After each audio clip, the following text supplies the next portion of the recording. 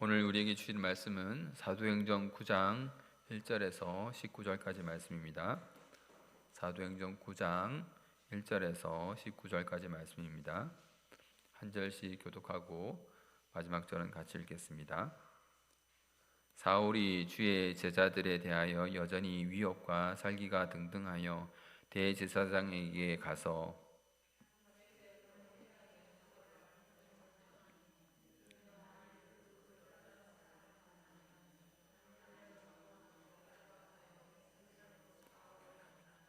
사울이 길을 가다가 다메섹에 가까이 이르더니 호련히 하늘로부터 빛이 그를 둘러 비추는지라. 땅에 엎드러져 들음에 소리가 있어 이르되 사울아 사울아 내가 어찌하여 나를 박해 하느냐 하시거늘 대답하되 주여 누구시니까 이르시되 나는 내가 박해하는 예수라. 너는 일어나 시내로 들어가라. 내가 행할 것을 내게 이를 자가 있느니라 하시니 같이 가던 사람들은 소리만 듣고 아무도 보지 못하여 말을 못하고 서 있더라. 사울이 땅에서 일어나 눈을 떴으나 아무것도 보지 못하고 사람의 손에 끌려 다메섹으로 들어가서 사흘 동안 보지 못하고 먹지도 마시지도 아니하니라. 그때 다메섹이 아나니아라는 사자가 있더니 주께서 환상 중에 불러 이르시되 아나니아야 하시거늘 대답하되 주여 내가 여기 있나이다. 주께서 이르시되 일어나 집가라 하는 거리로 가서 유다의 집에서 다소 사람 사울이라 하는 사람을 찾으라. 그가 기도하는 중이니라. 하는 사람이 들어와서 자기에게 안수하여 다시 보게 하는 것을 보았느니라 하시거늘 아나니아가 대답하되 주여 이 사람에 대하여 내가 여러 사람에게 듣사온즉 그가 예루살렘에서 주의 성도에게 적지 않은 해를 끼쳤다 하더니 여기서도 주의 이름을 부르는 모든 사람을 결박하려고 하는 대제사장들에게서 받았나이다 하거늘 주께서 이르시되 가라. 이 사람은 내 이름을 이방인과 임금들과 이스라엘 자손들에게 전하기 위하여 택한 나의 그릇이라. 이름을 위하여 얼마나 고난을 받아야 할 것을 내가 그에게 보이라 하시니 아나니아가 떠나 그 집에 들어가서 그에게 안수하여 이르되 형제 사울아 주 곧 내가 오는 길에서 나타나셨던 예수께서 나를 보내어 너로 다시 보게 하시고 성령으로 충만하게 하신다 하니 즉시 사울의 눈에서 비늘과 것이 벗어져 다시 보게 된지라. 일어나 세례를 받고 다 같이 읽겠습니다. 음식을 먹음에 강건하여 지니라. 사울이 다메섹에 있는 제자들과 함께 며칠 있을세. 우리는 지난 시간에 사울의 회심 사건에 대한 배경을 살펴보았습니다. 누가는 바울과 오랜 시간 교제하였음에도 성경을 기록할 때에 바울의 약점이 될 수 있는 부분을 미화하거나 생략하지 않고 그대로 다 드러내었다는 것을 우리가 보았습니다. 그렇게 하는 것은 사울도 마찬가지였는데 그들은 사람의 역사보다 하나님의 경륜을 더욱 믿었던 것입니다. 사람의 일탈이 하나님의 계획을 막을 수 없다는 하나님 주권적 신앙이 그들에게 있었기 때문입니다. 그렇게 성경은 우리의 약한 부분일지라 하더라도 사실 그대로 기록되는 것입니다. 자, 그러면서 바리새인 사울이 사두개인 대제사장을 만나러 갔다고 했었죠. 교회를 잔멸하는 그 일에 두 원수들이 서로 힘을 합친 모양이라고 했었습니다. 기억하십시오. 그들이 그 힘을 합칠지라 하더라도 주의 교회를 멸할 수는 없는 것입니다. 오늘은 그 이후에 구절들을 살펴보도록 하겠습니다. 2절을 보면 사울이 다메섹 회당에 가져갈 공문을 정하였다라고 하는데 브루스라는 성경학자는 당시 유대 나라가 다른 나라로 도망친 유대의 죄인들을 다시 유대 나라로 송환하여서 처리할 것을 로마에게 요청할 수 있었다라고 합니다. 아무래도 다른 나라에 살고 있는 사람을 함부로 잡아들일 수는 없는 것이죠. 유대의 죄인이 어느 지역에 갔는데 그 지역에 가서 그 죄인을 함부로 이렇게 잡아올 수는 없는 겁니다. 왜냐하면 그 사람이 그 나라 국민인지 또는 유대에서 도망한 도망자인지 제3자가 보기에는 확연히 구분하기가 힘들기 때문입니다. 그래서 정당한 공문을 받아서 이 사람은 도망자니 다시 유대로 잡아가겠다 하는 그런 공권력을 로마에게 요청할 수 있었다는 거죠. 유대가 비록 로마의 속국이었지만 그런 망명자 소환법이라는 것이 유대에게 특권으로 주어졌습니다. 다음을 살펴보면은 여러 회당에 가져갈 공문이라고 이렇게 말을 하고 있죠. 헬라어 사본에도 회당들로 기록되어 있습니다. 그러니까 사울은 여러 회당을 돌면서 공문을 전할 생각을 가지고 있었던 것이죠. 사울은 그만큼 치밀한 사람이었습니다. 그냥 대충 다메섹에 가서 큰 회당 하나 붙잡고 그 중심으로 활동하면서 예수 믿는 사람은 절반 정도 잡아오리라 고 간 것이 아니라 샅샅이 돌아보고 회당마다 찾아가서 곳곳에 방문해서 교인들 모두를 색출하려고 했던 것입니다.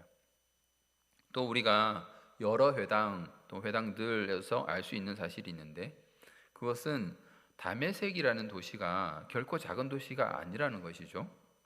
회당이 여럿 있다는 것은 도심의 규모가 크다는 것을 말하는 겁니다. 규모가 크다는 것은 사람이 많다는 말이고 사람이 많은 만큼 그리스도의 도를 따르는 사람들도 다메섹에는 많다는 것을 말합니다. 패트릭 슈라이너라는 학자는 사울이 공문을 받는 그 일에 대해서 대조적인 일이 벌어지고 있음을 발견했습니다. 자, 사울이 지금 대제사장에게서 공문을 받고 있죠. 그런데 이 학자는 그 일을 두고 참 대조적인 일이 벌어지고 있구나 이런 것을 발견했습니다. 보십시오. 사울이 대제사장으로부터 공문을 받았습니다. 그게 무엇을 말하는 거죠? 세상 권력을 가진 인간 대제사장은 교회를 잔멸하라고 사울에게 공문을 준다는 것이죠. 맞습니까? 그런데 참된 대제사장이신 예수님은 사울에 대하여 인간 대제사장과는 다른 생각을 가지고 계시다는 것입니다. 예수님은 바울을 들어서 이방인에게 복음을 전하는 전도자로 위임하려는 것을 우리는 볼 수 있습니다. 자, 누구의 뜻대로 이 일이 진행되겠습니까?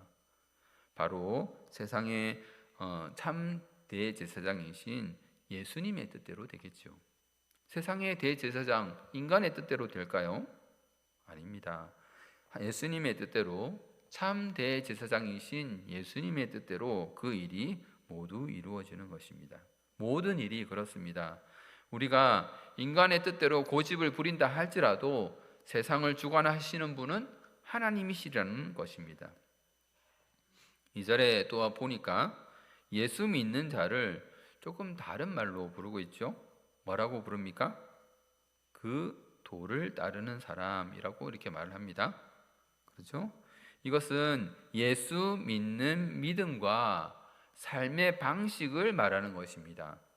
이 도를 따른다 할 때에 실제로 헬라어도 길이라는 단어를 사용합니다. 이 도를 따르는 사람들에서 이 도는 길도자를 말하는 거예요. 우리말로 번역했는데 길도자. 그런데 헬라어도 실제로 길이라는 단어를 사용하고 있습니다. 우리가 예전부터 도를 따른다, 도가 트였다 이런 말들을 하잖아요. 그런데 헬라 사람들도 누가도 이 도라는 것에, 길이라는 것에 초점을 맞추고 있다는 거죠. 길은 헬라어로 호도스라고 합니다. 저자 누가가 사도행전 곳곳에서 예수 믿는 것을 도라고 표현하고 있습니다. 이것은 단순히 그냥 마음속에서 예수님을 믿는 것을 그냥 말하는 것이 아니라 예수 믿는 방식, 삶의 방식을 말하는 것이죠. 실제로 겉으로 드러나는 그 신뢰, 의탁, 그러니까 내 모든 것을 예수님께 맡기는 그 모든 것을 삶의 방식, 길을 걸어간다, 그렇게 표현할 수 있는 것입니다. 그러한 내맡김이 바로 길을 걷는 도를 따르는 것이죠. 자, 다시 봅시다. 사울은 어떤 자들을 끌어가려고 했습니까? 사울은 남자뿐만 아니라 여자도 예루살렘으로 잡아가려고 했습니다. 여자들까지 박해의 대상으로 삼았던 것이죠. 그저 단순히 그냥 본보기로 몇 명 정도를 위협하려는 것이 아닙니다. 신체적으로도 사회적으로 약자인 그 여자들까지 말살의 대상으로 삼을 만큼 사울은 예수 믿는 그 도가 하나님을 모독하고 유대교회에게 해악을 미친다고 생각했던 것입니다. 바울은 예수 믿는 자들을 발견하면 그 즉시로 처형했을 것 같죠? 아닙니다. 여기 보면 그 즉시로 시해하거나 처형하지 않고 그들을 예루살렘으로 송환하여 법적 절차를 밟으려고 했습니다. 사울이 그렇게 예수 믿는 사람들을 싫어하고 예수 믿는 그 도를 싫어했지만 그들을 보는 즉시 바로 해치거나 시해하지 않고 그들에게 법적 절차를 씌워서 정당한 방식으로 처리하려고 했습니다. 그것은 사울이 감정적이지 않고 온전한 이성으로 그리하려 했음을 우리가 알 수 있게 하는 것입니다. 사울이 교회를 박해하는 이 일을 사울은 되게 정의롭고 자부심을 갖는 일, 그리고 자신이 하는 일이 사회 문화적으로 지지를 받는 그런 일이다 라는 것을 알 수 있습니다. 자기가 하는 일이 정의로운 일이라는 거죠. 만약에 자기가 하는 일이 불법적인 것이면은 바로 그냥 사람들을 죽였을 것입니다. 그러나 자기가 하는 일은 정당한 일이고 대단한 일이고 자부심을 주는 일이기 때문에 당당히 그들을 잡아서 묶어서 법적 절차를 밟으려 했다는 것이죠. 자, 3절에서 사울이 길을 이제 떠나죠. 그런데 그가 다메섹에 가깝게 되었을 때 일이 발생합니다. 다메섹은 예루살렘에서 북북 동쪽으로 직선거리 약 220km 정도에 위치하고 있습니다. 예루살렘에서 도보로 가는 길은 약 240km 정도 됩니다. 존 스토트 목사님은 그들이 여행길이 아마 일주일쯤 되었을 것이다 라고 말했습니다. 그러니까 예루살렘에서 출발해서 다메섹까지 얼마 걸린다? 약 일주일 정도 걸린다. 그런데 다메섹에 가까이 와서 빛을 보았기 때문에 주님을 만난 이후에 눈이 멀었을 때에도 비교적 짧은 거리인 그 다메섹으로 그들이 갈 수 있었습니다. 동행자들이 사울을 도와주었죠. 그래서 다메섹에 거의 도착했기 때문에 마저 다메섹으로 갔던 것이죠. 자, 생각을 해보십시오. 갑자기 눈이 안 보이는 사람을 한 명 우리가 데려가야 합니다. 쉽지 않습니다. 데려가는 거.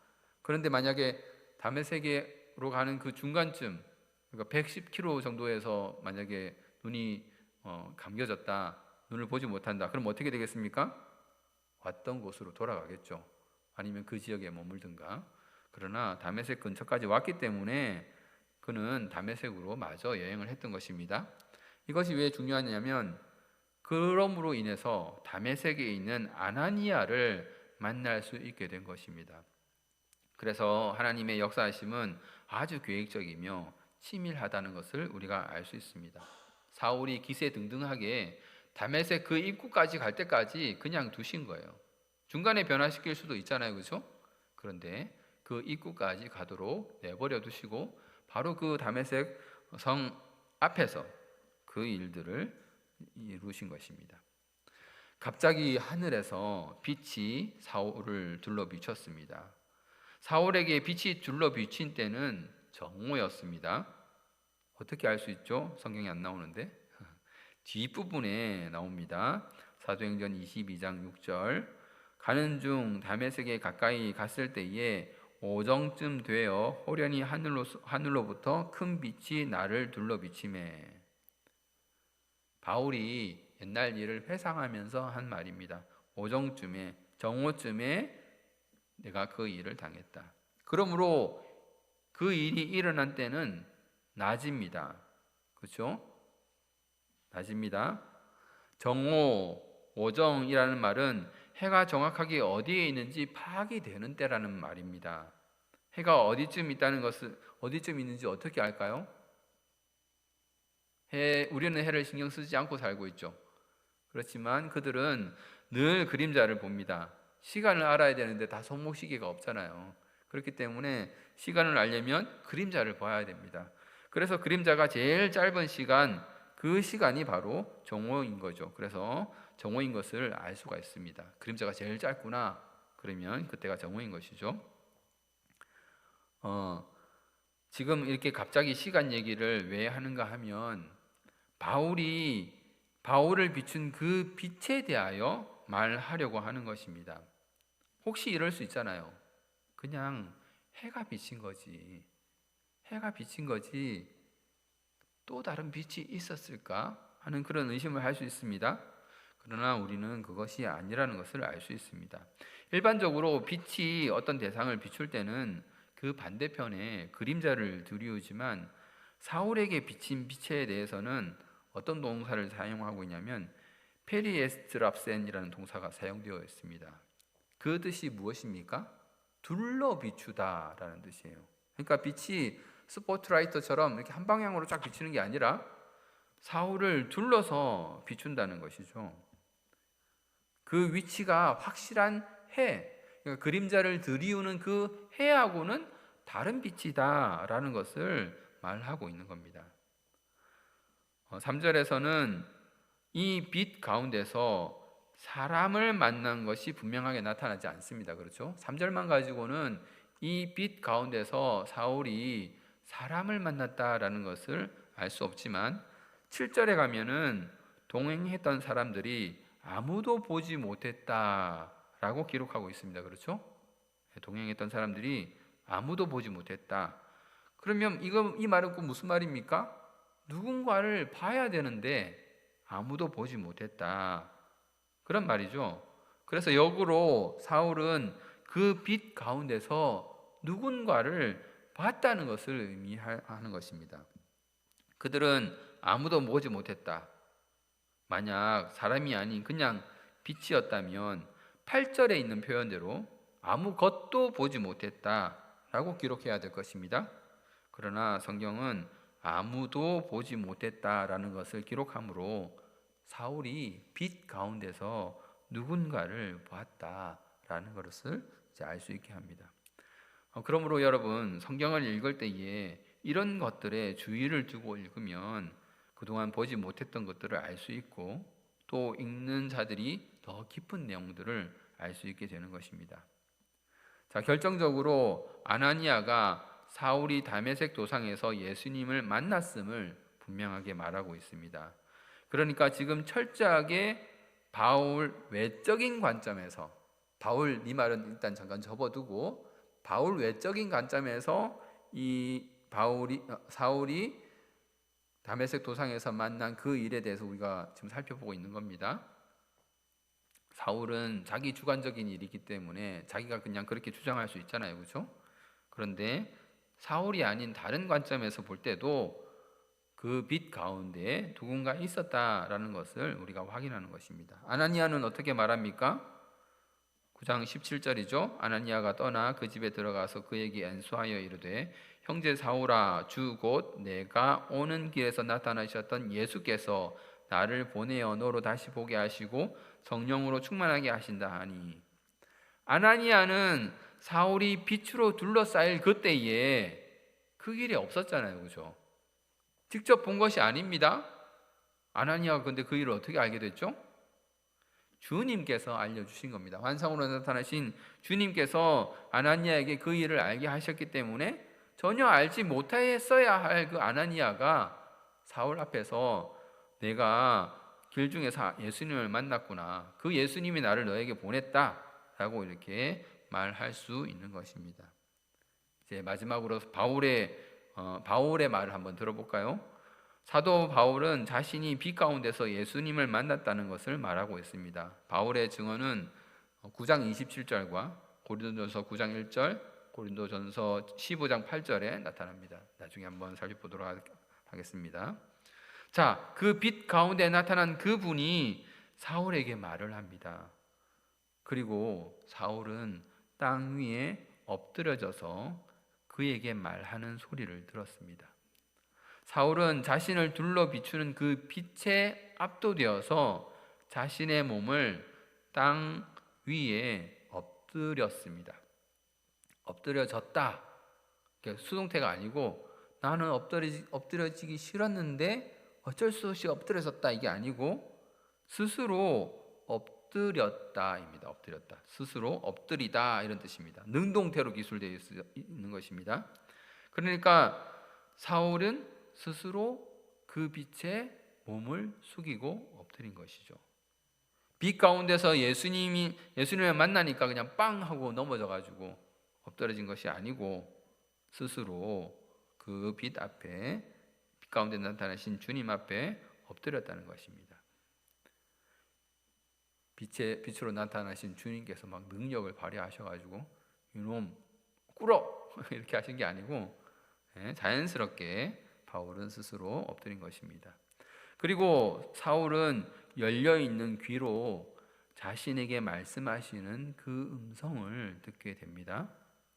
아마도 사울은 자신에게 일어난 이 일련의 현상들 속에서 이 일이 하나님으로부터 의한 것이구나, 하나님에 의한 것이구나 하는 것을 직감했을 것입니다. 사울아, 사울아, 왜 나를 내가 박해하느냐. 주님은 사울의 이름을 2번 부르셨죠. 그렇죠?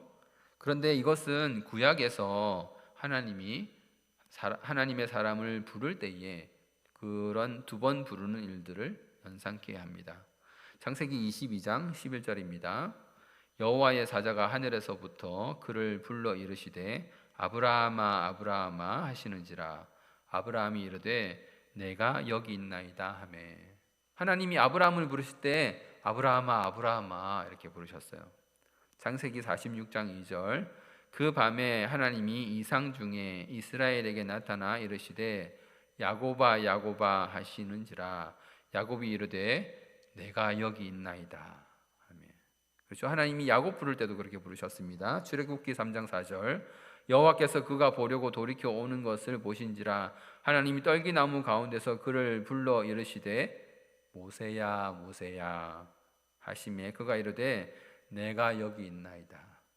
하나님이 그렇게 2번씩 이름을 부르십니다. 사무엘상 3장 10절입니다. 여호와께서 임하여 서서 전과 같이 사무엘아 사무엘아 부르시는지라. 사무엘이 이르되 말씀하옵소서 주의 종이 듣겠나이다. 사무엘도 이렇게 2번씩 들었어요.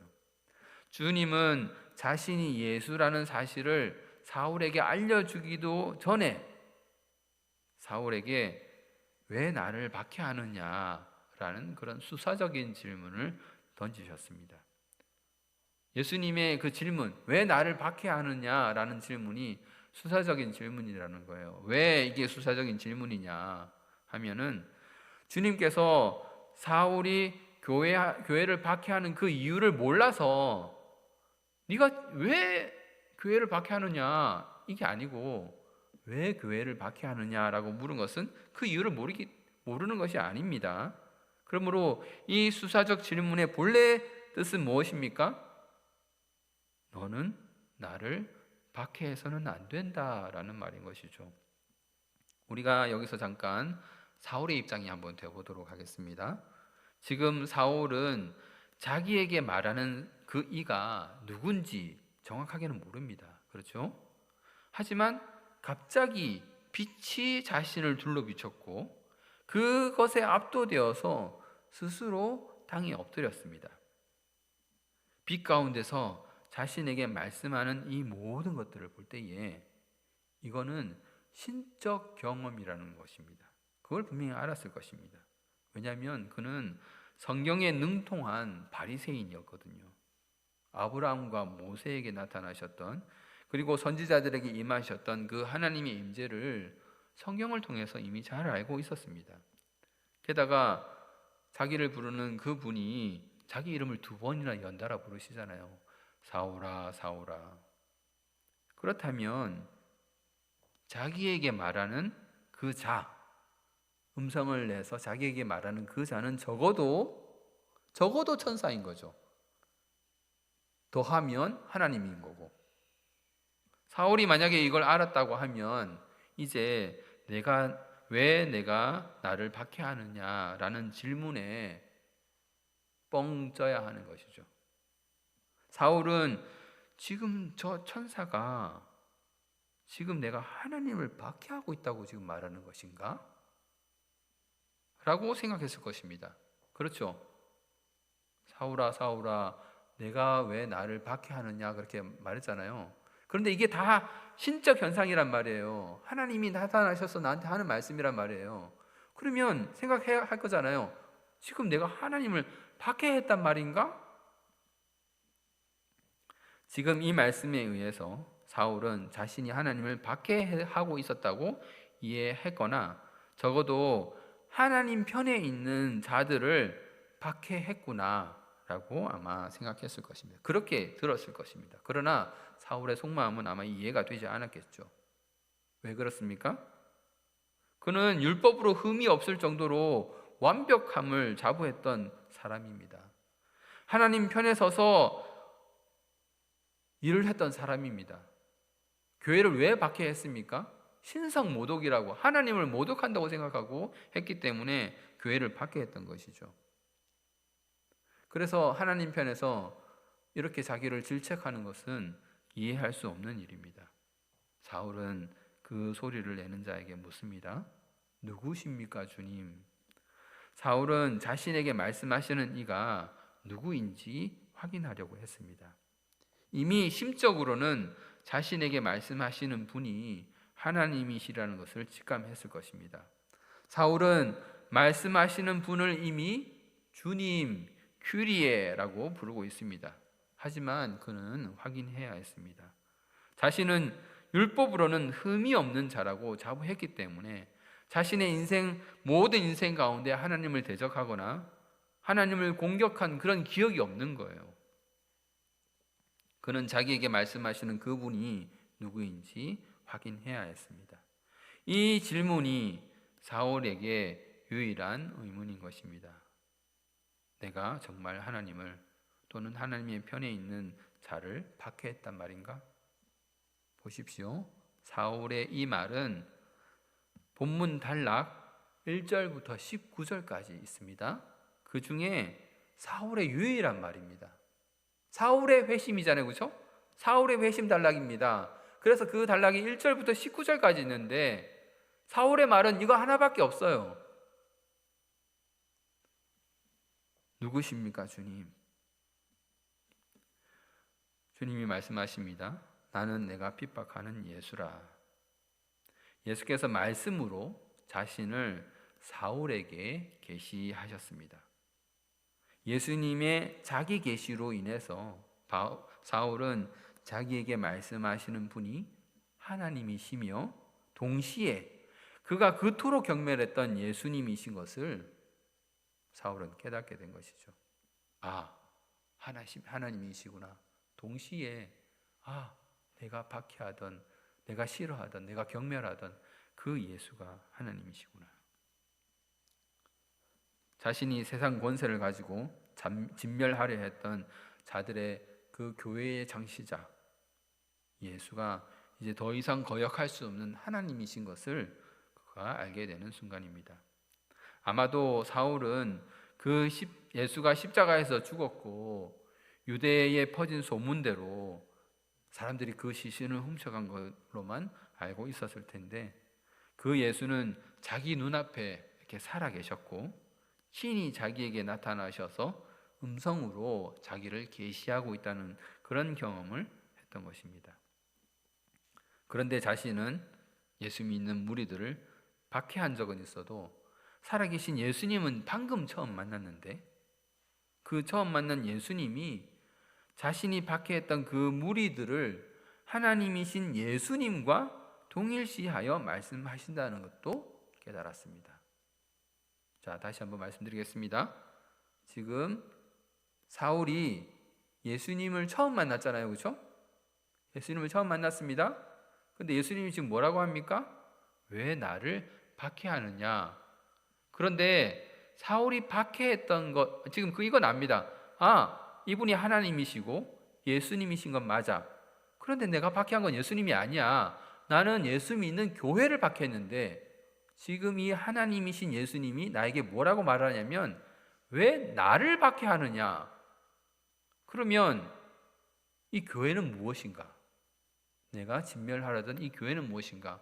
이 하나님이신 예수님은 그 교회를 마치 자기라고 지금 생각하고 계시구나 라는 것을 깨달았던 거예요.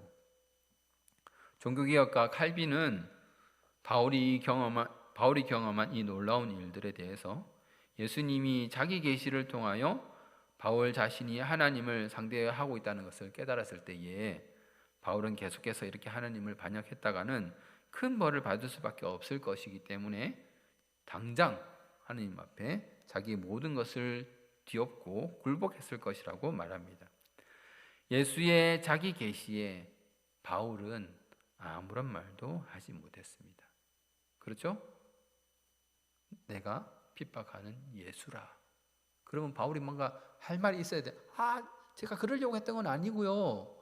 이 말이 나와야 되는데 자기 입을 다 닫고 겸손하게 하나님의 말씀을, 예수님의 말씀을 그대로 받은 거예요. 그는 계속해서 예수님의 말씀을 들을 수밖에 없었습니다. 자, 시간이 많이 지나서 오늘은 여기에서 말씀을 맺도록 하겠습니다. 여러분 어떻습니까?